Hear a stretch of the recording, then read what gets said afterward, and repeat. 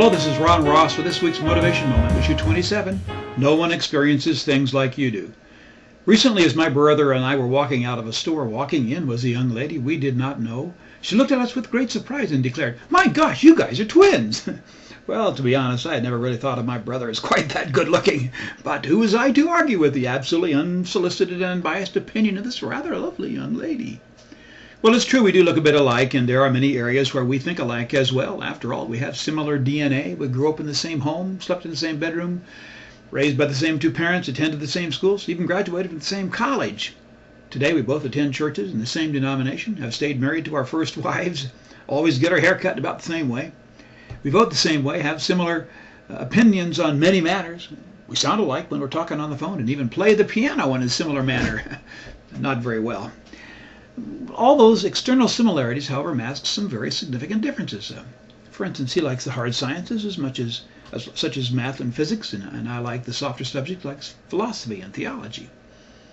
As a young man, he joined the Navy and learned to fly jets while I went to Africa to preach the gospel. Now he flies airplanes, I write paragraphs. And for most of his life, he's worked for within a corporation. I've always worked for myself. Well, if we were raised in the same environment, why are we so different from one another? After all, we saw the same thing, heard the same messages from our parents, attended the same schools, experienced life in the same culture.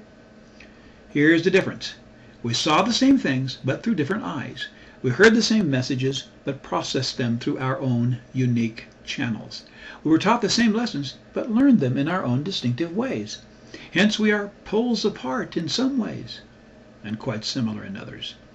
You too are the only person who experiences life in the way you do. You sort out each thing that happens to you in your own way. Every person you meet, every event you attend, every book you read, sermon you hear, mistake you make, challenge you face, victory you win, failure you endure, love you feel, every path you walk is completely and uniquely your own. You are something special because the exclusive way you see your world, it's what makes you you. It's what makes you special. This is Ron Ross, the Mile High Motivator, coming to you from my home office in Denver, Colorado, and I'll see you next time for the next edition of Motivation Moment.